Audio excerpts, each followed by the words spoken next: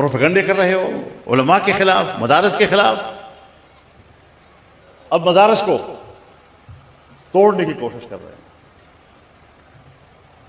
کسی زمانے میں کہتے تھے یہ 5 وفاق کیوں ہے، یعنی وفاق المدارس، تنظیم المدارس، اہل حدیث کا وفاق، شیعوں کا وفاق، جماعت اسلامی کا رابطۃ المدارس وغیرہ وغیرہ.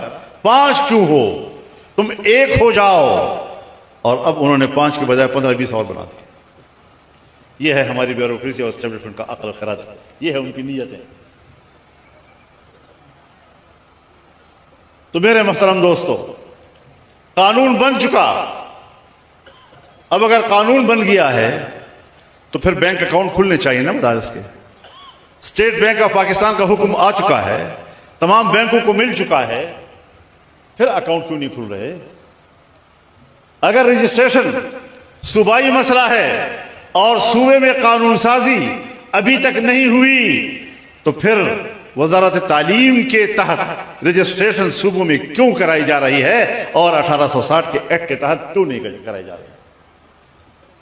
یہ جانبدارانہ رویے تمہارے بیوروکریسی کے اندر جو تمہارا ایک مائنڈ سیٹ بنا ہوا ہے، یہی تصادم کا سبب ہے. اسی لیے ہم کہتے ہیں بندے تو پتر بڑھو.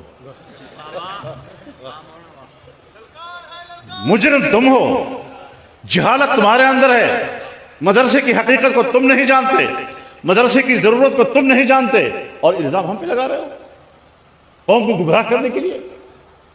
میڈیا کو استعمال کرتے ہو، اینکروں کو استعمال کرتے ہو، روزانہ کوئی نہ کوئی تبصرہ اڑا دیتے ہو. ہم اپنے موقف پر مطمئن ہیں، ہم اپنے برحق ہونے پر مطمئن ہیں، اور تمہارے جبر پر بھی مطمئن ہیں. لہذا نہ تمہارا جبر چلے گا اور نہ تمہیں ہم اپنے جائزہ حق سے آپ ہمیں ہٹا سکیں گے انشاءاللہ. ہم چاہتے ہیں آؤ مسئلے کو حل کریں. 2004 تک آپ کے اور ہمارے مذاکرات ہو رہے تھے. 2005 میں آپ نے اور ہم نے دستخط کیے. 2010 میں پھر ہم نے آپس میں دستخط کیے. پھر آپ میں کچھ شرائط آئے، ہم نے وہ مان لیے. کہاں پر مدارس نے رکاوٹ ڈالی ہے؟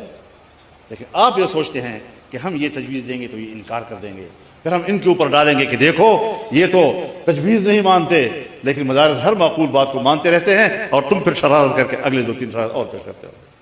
بدنیت تم ہو، جھوٹ تم بولتے ہو، اور یا پھر نہ سمجھ ہو، جاہل. ایک بات تو ضرور ہے، تو ہماری بات مان لو. ہم اس ملک کے بچوں کو ضائع نہیں کرنا چاہتے.